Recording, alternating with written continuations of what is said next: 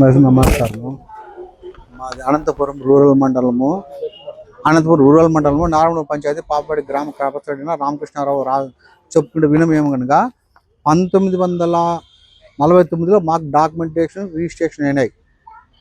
నలుగురు మాకు రిజిస్ట్రేషన్ చేసినారు.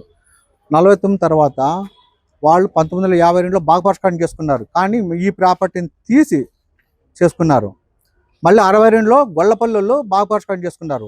ఏదైనా 52లో బాగా పరిష్కారం తర్వాత వాళ్ళు 62లో బాగా పరిష్కారం చేసుకున్న తర్వాత 1976లో సంబంధం లేకుండా ప్రాపర్టీని వేరే ఎంజీ వాళ్ళకి అమ్మినారు. ఎంజీ బ్రదర్స్కి 5 ఎకరాలు అమ్మినారు. 4 ఎకరాల 20 సెంట్లు అమ్మినారు వాళ్ళు. అది అటువంటి కోర్టు పోయింది. కోర్టులో కూడా వాళ్ళకి ఏమి ఎవిడెన్స్ లేకపోయినా కూడా దౌర్జన్యంగా వచ్చి నాకు ల్యాండ్ అమరావతి హైకోర్టు వారు డివిజన్ బెంచ్ 2 జడ్జిలు డివిజన్ బెంచ్ నాకు ఆర్డర్ ఇచ్చింది. ఇప్పుడు మే నెల 7వ తారీఖు 10 ఎకరాలకి 106 survey number 1 letter, 106 survey number 2 letter, 119 119 2 total 10 ఎకరాల విస్తీర్ణంకి స్టేటస్కి ఇచ్చినాడు, స్టే ఇచ్చినాడు. అది ఏమని ఇచ్చినాడు, నీకు జడ్జిమెంట్ అయింది, నువ్వు 10 ఎకరాలు కొలత తెచ్చుకొని నీ ప్రాపర్టీ ఎక్కడుందో కొలుచుకుందామని చెప్పి వాళ్ళకు కూడా చెప్పినారు. ఆయన కోర్టు వారు ఇచ్చిన బోర్డు నాటింటే అవి పీకేసి వారు సంబంధం లేని జడ్జిమెంట్ బోర్డు నెంబర్లు వేసి ఉద్దేశపూర్వకంగా బూడ్చి అంతా హంగామా చేసినాడు. నేను అడిగితే నన్ను కొట్టే కూడా వచ్చినారు వాళ్ళు. దీని మొత్తం ఆఫీస్లో ఉంటే రికార్డు అంతా తారుమారు చేసిన విఆర్ సుబ్రహ్మణ్యం. ఆ సుబ్రహ్మణ్యమే చేస్తున్నారు. 1949లో దానం ఇచ్చిన భూమిని మళ్ళీ ఈరోజు భూ ఆక్రమణ చేసినామని ఎంఆర్ఓ మోహన్ ప్రసాద్ మాట్లాడడము, ఎవరు డిఆర్ఓ ఇప్పుడు రిటైర్డ్ అయిపోతున్నాడు, ఆయన పేరేమో కేశవ నాయుడు, ఆర్డీఓ, వీళ్ళు దౌర్జన్యంగా ఇంటికి వచ్చి మాకు నోటీసులు ఇవ్వకుండానే ఇల్లంతా పగలగొట్టి డెమాలిష్ చేసి వెళ్ళిపోయి నేను ఊర్లో లేని టైంలో మా వదిన బంగారు కూడా తీసేసుకున్నారు. 3 లారీలు సామాను ఎత్తితే 2 లారీల సామాను తీసేసుకొని మొత్తం 1 లారీ సామాను మాత్రం మాకు మిగిలిపోయి మేము రోడ్లో పడినాము. అయినప్పటికీ మేము ధైర్యం చేసి మళ్ళీ కోర్టుకు వెళ్ళి స్టేటస్ తెచ్చుకొని స్టేటస్కో వచ్చి నిలబెడితే కూడా దౌర్జన్యంగా 3 రోజులకోసారి 4 రోజులకోసారి వాడు సుబ్రహ్మణ్యం అనేవాడు రావడము, విఆర్ఓ జనాన్ని తీసుకొని రావడము, రౌడీలందరినీ మనుషుల మీదకి పోవడము, కొట్టే ప్రయత్నం చేయడము, కొలతలు పట్టడము, లాగడం, ఇదే సరిపోతుంది. నిన్నైతే విచిత్రంగా అందరినీ తీసుకొచ్చి ఒక్కటేసారి మా బ్రదర్ మీదకి పోయి మా బ్రదర్ని కొట్టేందుకు ప్రయత్నం చేసి హత్యా ప్రయత్నం కూడా చేసినారు వాళ్ళు. శ్రావణ్ కుమార్ అనేవాడు, సుబ్రహ్మణ్యం అనేవాడు, శివ అనేవాడు, ఇద్దరు. ఈ ముగ్గురికి ఎటువంటి సంబంధం లేకపోయినప్పటికీ వాళ్ళు మా మీద హత్యా ప్రయత్నం చేస్తున్నారు. ప్లస్ స్థలం కోసమే భూ కబ్జా చేస్తున్నామని చెప్పి అందరితో చెప్పి అందరిని తీసుకొచ్చి నిన్న గలాడ్ చేయడం జరిగింది. ఈ జనాలు కూడా రావడము, స్టేషన్ పోవడము, స్టేషన్లో కూడా సేయి దగ్గర చెప్తే సేయి ఎక్కడి దగ్గర నిలబెట్టేసేయండి, ఇంకా రాకూడదు, మీరు వెళ్ళకూడదు, స్టేటస్ కో ఉంది కాబట్టి వాళ్ళకంటే 2021లో వచ్చిన సుప్రీంకోర్టు జడ్జిమెంట్ తీసుకొని ఇక్కడ కొట్టేసినారు హైకోర్టులో. అయినప్పటికీ డబుల్ బెంచ్లో లాయర్స్ ఇచ్చినా కూడా ఆ జడ్జిమెంట్ అది కూడా తుంగలో దొక్కి వాళ్ళు వచ్చి రోజు ఈ విధంగా భయభ్రాంతులు చేస్తూ జనాల్ని, మమ్మల్ని, మేము ఎక్కడికి వెళ్తే అక్కడ మమ్మల్ని ఫాలో కావడం జరుగుతుంది.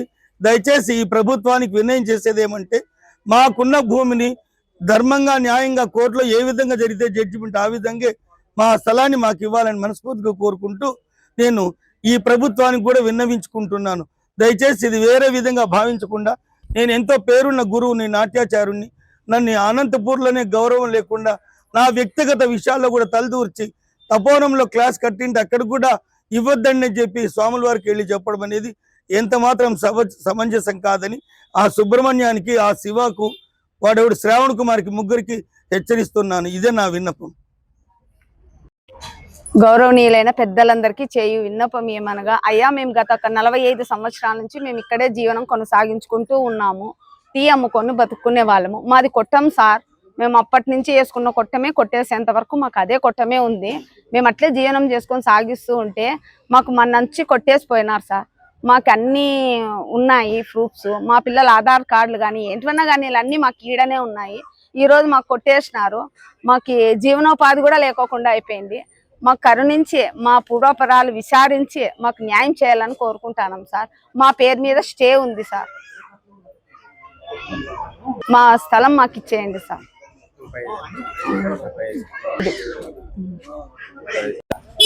మాకు హిందీ స్నాట్ ఉంది, మాది కొట్టేకి లేదు, దౌర్జన్యంతో కొట్టేసారు. మా సామాన్లు కానీ పోయినాయి, మేము రోడ్డు మా తావ మాకు కావాలా అంతే, ఇంకేమీ లేదు.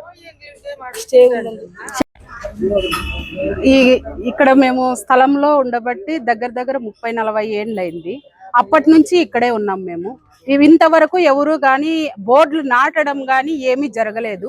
ఇప్పుడు వచ్చి బోర్డులు నాటి ఇది మాది 30 ఏండ్ల నుంచి ఇలాగే ఉంది కోర్టులో, మీరు ఎలా కొన్నారు అంటున్నారు. కానీ అప్పుడే మీరు ఈ బోర్డు నాటి ఉంటే ఎవరు కొనేవాళ్ళు చేసేవాళ్ళు ఉండరు కదా. ఆ రోజు నుంచి ఏమీ లేకుండా మీరుండి ఏకదమ్మని 40 ఏండ్ల తర్వాత వచ్చి ఇది మాది, ఏమీ ఆధారాలు లేవు మీకు, ఇది మాకుంది ఆధారము అని ఈ రోజు మమ్మల్ని పడగొట్టి బజార్నికి వదిలినారు. ఈ రోజు అది కోర్టులో వేసుకొని తేల్చుకుందాం అన్నారు. కోర్టు స్టే ఇచ్చింది. స్టే ఇచ్చినా కూడా ఆ స్టేని ఎవరు పట్టించుకోకుండా ఇప్పుడు వచ్చి బూంచి కంచేస్తున్నారు. దాన్ని కూడా అడ్డుకోవడానికి పెద్దలు కానీ ఎవరు ముందుకు రావడం లేదు. దీన్ని ఏ విధంగా పరిష్కరించుకోవాలా అనేది అర్థం కావడం లేదు.